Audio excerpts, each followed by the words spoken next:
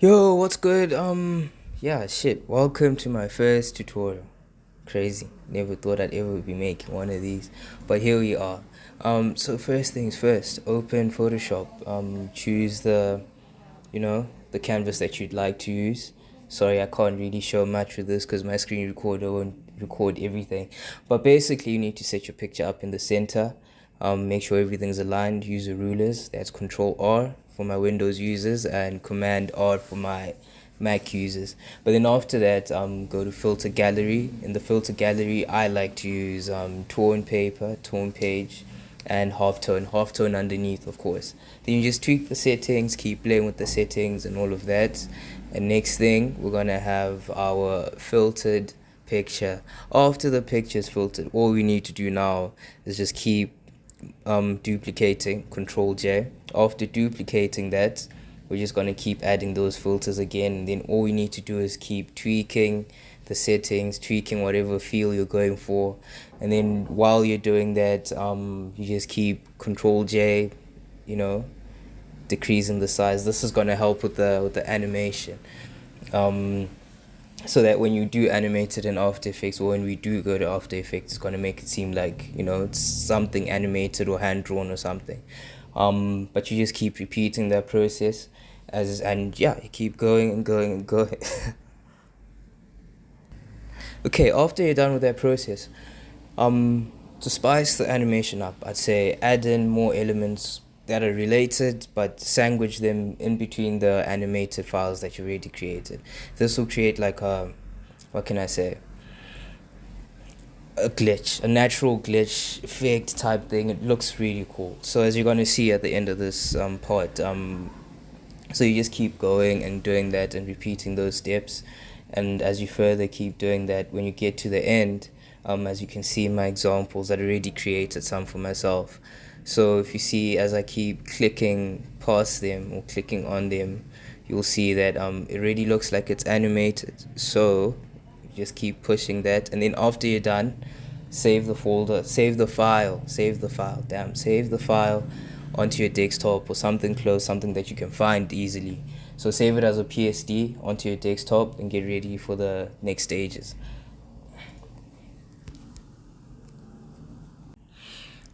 All right. So in order to set up for that transition from the picture to the face map thingy, what we need to do first is duplicate that last picture with the face on it, and then we put it into a separate layer. After putting it into a separate layer, we bring in our vector or whatever we want to map the face onto. After that, what we then proceed to do is we drag the vector onto the face. No, my bad. I mean, you drag the face onto the vector.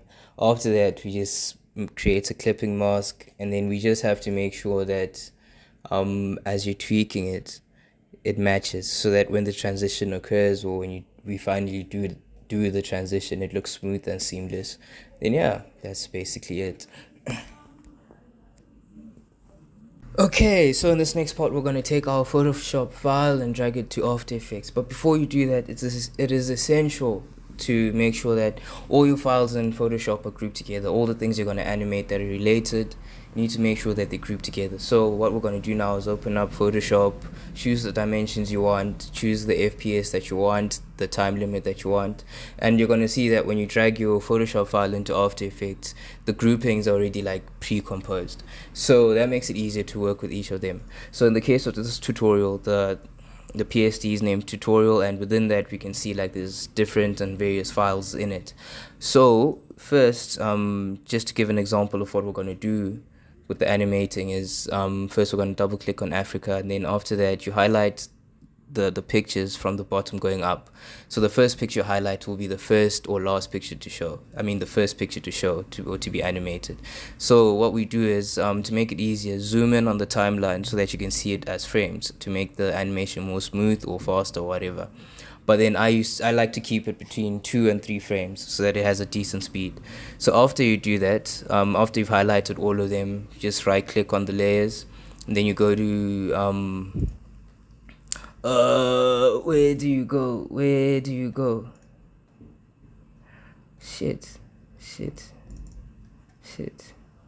Yeah, you go to keyframe assistance and then you go to sequence layers. And then yeah, it's gonna animate. And then you see what works for you, what you want to shift, if you need the speed to be faster. A tip for this is after you've seen where the animation ends, keep your cursor at the end of that animation so that when you jump into the next pre-comp or the pre-comp that it's coming from, you can easily cut the long file so that you don't have all of it for nothing. So to do that, you press Control Shift D or Command Shift D just to cut it. Then yeah, you delete the empty one, and then you keep repeating that process for everything you want to animate. So to make it look better, you animate each thing and then you slide the beginning of each new animation to the end of the last animation to make it all come together. You just have to group related elements together and then you should be good from there. But yeah.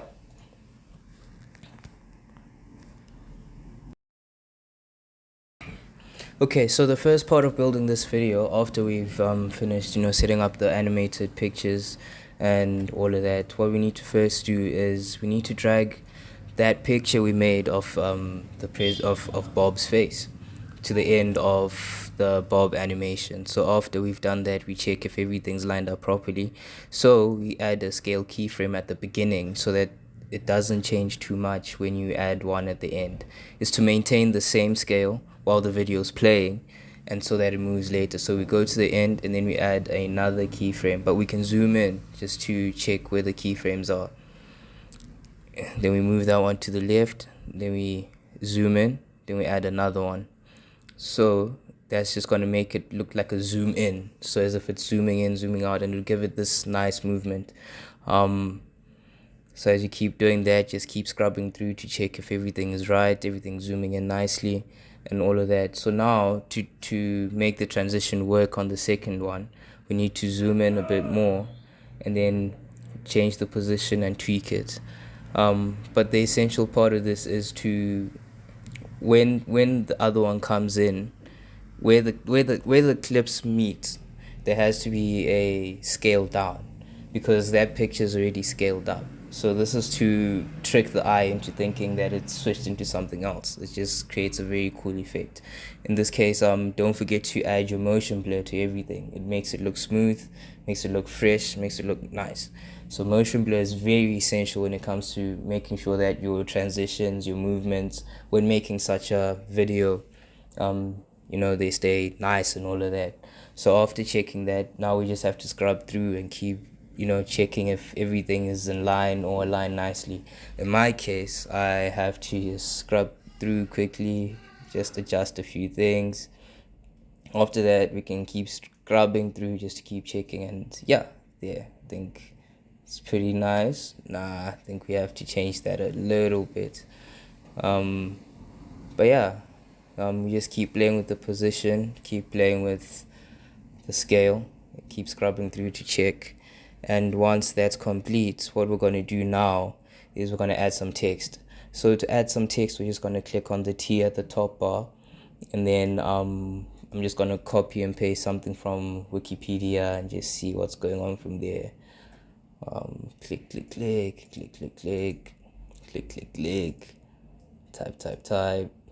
Yeah, so this text that we're adding, this is going to be the big text behind the map.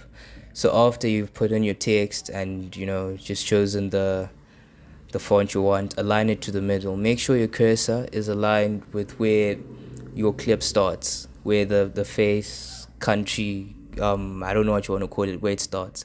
Make sure your cursor is there and make sure that's where the text also starts. Now what we're going to do is animate the text too. So we're going to scale it up to where so we go to where the animation for the mask, the face mask or whatever ends, and then we add the keyframe there for the scaled one, and then we scale down our words where the animation starts, and then we bring it down to the bottom. Then we just check if it's coming out nicely. We need to add our motion blur just to make it look very cool, and wow, voila, we got something looking very nice here. Yes. Yes. But if you scrub through, check how it's going. It's looking very nice. It's looking very nice. Nice and clean and very simple. See, very simple effects. So your picture setup, how you set up your pictures and all of that is very essential and crucial to making sure all of this comes out looking very nice. So the next thing we're going to do now is we're going to add some text. Some text. So we're just going to add some text. Just click T, add your text wherever you want to add your text. I'm just going to skim through this part because I think this is pretty basic. So you just drag it to the bottom, put it where you want to put it. Turn on your motion blur because we're going to need the motion blur very soon for the animations, just to make everything look smooth and make it look like it's moving.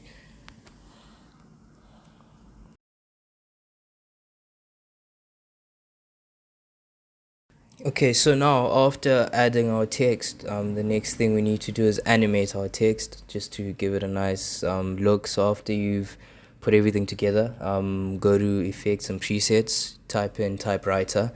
Then after you've done that, you just drag and drop or double click, and it'll be on the clip that's selected. So if you on the clip or whatever selected. So after that, you open up the clip, you go to text, animator, range selector, and then you just simply shift the keyframes so that the animation moves as fast as you want it to be. You can play around with the settings, see what they do. It's really up to you at that stage, what you really want to do or what feel you're going for. But there's a lot that you can do with this if you're just smart with it. I'm sure there's other techniques online that you can always check out. Okay, so then in this next step, we're going to start working with the 3D camera. So the first thing we need to do is add the camera. You just go to layer, new camera, or yeah, one of those. And then you also add a null object. So what the null object is like a tripod stand or tripod thing that we can use for our camera. Also, another tip to make things easier to manage, change the colors of all the videos you're working with or the compositions you're working with, so that it doesn't start confusing you when you start adding more elements and fleshing things out and that type of stuff. So what we need to do now is go to null object, open the tripod, then you skim through to a part where maybe the text has stopped animating, then you add a position keyframe. For now, do not think too much about the position keyframe, but basically what it does is to maintain, that first keyframe, it maintains like the stillness of the image. You don't want to just add any keyframe because we just start moving without any direction. And then after that, we add in the same line of cursor that we placed our keyframe for the null object. We do the same for the camera, or whichever you feel best. But it's all about just positioning and deciding which is best for now.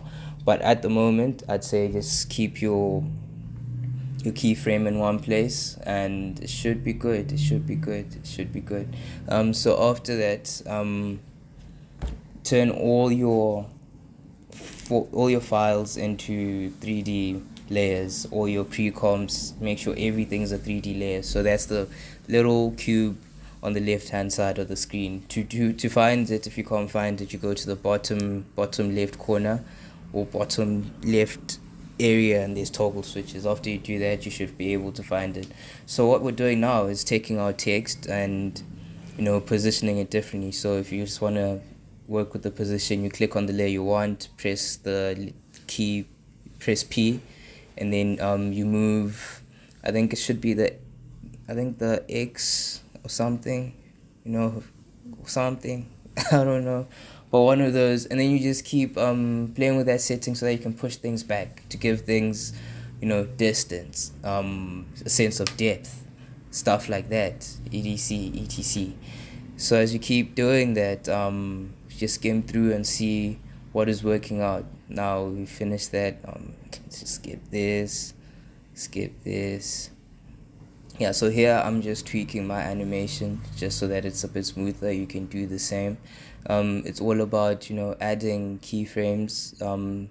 When the picture is still, add a keyframe before you add your new one or whatever movement. So add the keyframe of where the thing is still, where it's sitting still or whatever. Then you add your keyframe there, and then you add your new keyframe. If it's a movement thing, you add the movement keyframe after the stagnant keyframe, like I've been doing here. hopefully you guys can see that. But yeah, you keep going, keep checking your files and all of that. After that, what we need to do now is animate the camera and the null object. So, as you saw at the beginning, I said we should add a keyframe. So what that keyframe is doing for us now is it's keeping our video stagnant, especially where we don't want it to be moving too much, especially at that ending part where everything is just scrolling through. This is in preparation for the movement. So anything before that keyframe we placed at the beginning, we can keep playing around the keyframe. So what I'm doing with my camera is I just added a position keyframe, just playing around with it just so that we can, things can move around and all of that. So things won't move around if you don't make sure that all your layers are in 3D or in 3D mode. Then from there, it's all about you. If you want it to look up, if you want it to look down, all you have to do is add a keyframe and affect it. Just make sure that's the first keyframe that we added, where the picture or the camera is still, is not changed. You don't want to change that too much or move it around, because that's the only, because we're putting that so that we can have like what can I say, a very clean movement. So now after we fix the camera and done whatever we want, we go back to the original keyframe we did for the tripod or for the null object. And after doing that, what we need to do is skim through, or just scrap through to a part where we want the camera to move and all of that. So now since we have a null object, that means we can move the camera where we want, as you can see. So you just do that, move the thing out of the frame or out of the active camera, and voila, you got your first 3D motion. So to make the motions stay really nice and smooth, or make them look cool, add ease to the keyframes. So all you have to do is click on the keyframe, and then after you've done that, you right click, keyframe assistant, and then easy in, ease out. You can play around, mix and match, put an ease out, where it starts, where it ends. It's all up to you. Okay, in this final part, so after we've changed everything, now it's time to flesh things out. So I forgot to say this earlier, but one of the best ways to see how you're working with your 3D is to switch your view to 2 views or 3 views, so that you can see the pictures and where they are and what's in the front or what's in front of the camera and all of that. So in this case, we're just fleshing things out by adding pictures to just see what's happening, and by adding these pictures will also move with the camera. It's just about placing them in such a way that even when the camera moves, the picture also seems like it's moving with the camera, even though it's not really animated or placed on anything, making it one of the easiest ways to also animate your pictures into the next scene and all of that. So you just add in your picture, take it to the bottom of whatever you want it to be under, and then we just use that 3D space and push it to the back of where it's supposed to be. So if you use your views, you get to see where the picture is, where the camera is moving, what's happening with your picture. In my case, I moved it to the back, so that it allows for the camera to also move left and right and show the picture and expose it, and yeah, things like that. So it's really up to you how you want to place everything together. In this case, you can now bring in more Photoshop elements, animated stuff, textures, etc. It's all up to you from this stage. And then one of the nicer things and one of the tips I would give for this part is to always just make sure that background is transparent, because why I'm saying that is, when you're now working with this composition with other compositions, it'll be easier to leave this as transparent to allow for more transitions and stuff like that, all of that, and things like that. So now we're just gonna skim through this, because I'm just placing files, making sure everything is put together. So while you're doing this, you can basically just tweak things, see how you want things to place themselves out. So next thing is I'm gonna add some text, so that when we move from the first scene to the next one, it looks like it's engaging. There's something moving through something, moving past something. It always makes a video feel more interesting. And in this case, we're trying to also replicate that documentary style, crime scene style we always see on TV. So that will work. So what we need to do is just add some text, turn it into a 3D layer, put on our blur. Then we just need to place it behind everything or in front. In my case, I'm placing it in front, but also in a way that it doesn't affect the first the first transitions or the first animations, the first page or the first composition that we made, like you can see here. So when it moves from left to right, now it looks like, oh, this stuff is in front of everything. And then yeah, you just keep doing that. You tweak the settings. In the case of the camera, to get smoother movements, what you need to do is like I suggested at the beginning, when the camera is still, you have to add a keyframe, and then closer to the still frame, you add a movement frame, a movement keyframe. After adding the movement keyframe, you add another. Yeah, this is quite complicated to explain, I won't lie.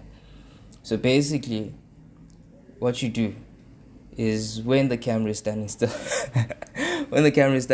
you add a keyframe, and then you move your and then you move your cursor, add a new keyframe if that's the one, like to where the thing is moving or if you want to move it. After it's moved, that same keyframe for the movement, where that last keyframe ends, you duplicate that keyframe and put it after that keyframe you duplicated it from, right? And then from there, after those two keyframes, those two duplicate keyframes sitting next to each other, you add another movement keyframe. This is to make the movement look like, rigid but also smooth. It's like up, down, not up, down, side, side, side. Up, down, left, right, just to keep it smooth, like it goes up, sits, goes down, sits. And to get that kind of feel, you need to also use your keyframe assistance, easy ease, easy easy that, all of that. But I'm just going to skim through this. So now after you've set up that file, or you've set up your pictures and the camera movement for the pictures, what you can now do is you can just start fleshing things out. Now it's really up to you if you want to add a few more things and all of that. But yeah, everything should be good. You can just, so after the camera moves from the left to the right, what we're gonna do is you take that null object and then you just adjust that position. You keyframe the position again, and then you just make it move through the numbers or whatever stage of the video's at. Let me say that. But yeah, the next thing is sometimes documentaries tend to have this moving line for timelines and all of that. So how you make that is you create a shape layer, you go to new layer, new, and then shape layer, and then after that you go to the pen tool. So you click wherever you want. So I'd say you click and then hold shift to make the line straight, and then you just put the line in whatever direction you want it to go. So you just keep I want mine to go up, down, up again, out, in, whatever you feel like. So after you've done that, you go to the drop down menu of the folder and then go to contents, shape, path, and then we switch off the fill, and then we change the stroke color. I'm changing mine to red, increasing mine. The size of how you want it to be is up to you. You can change the line cap, the line join. I usually like to just keep it as it is. Then you go to add, and then you choose so after that you go to add, and then you have to choose, oh my goodness, you have to choose, what's it called, trim parts. Yeah, trim parts. Yeah, so it's trim parts, and then after that you just use your keyframes to animate how the line is going to move. So you go to the end keyframe, click on the stopwatch to keyframe it, take it down to 0, or you can keep it at 100 at that point if you wanted to. And then if you wanted to move, you move your cursor forward, and then you change it from 0. You keyframe it to 100. So if you wanted to go forward, your first keyframe must be on 0 and the next one should be on 100. If you want it to be reversed, you just switch the keyframes around, and then yeah, that's it. So after that you can just add a 3D, make your shape layer or your line layer into your 3D thing, and then you just adjust it, the position, the size, the scale, and then push it back behind your elements. It's about how you want it to interact your elements, but that's basically the gist of it. And after we're done with that line, you can always extend the line. If you want to extend the line and you want it to keep going, you just have to click on the line, then use your pen tool, and then you click on the last part of the line, and then after that you just use your pen tool to create the line or take it to wherever you want it to be, and then you just adjust the last keyframe and move it forward a bit more, and then really you're done. From here it's up to you. You can add more pictures in the background, you can add more videos. It's just about learning how to place things, and yeah, I think that's about it.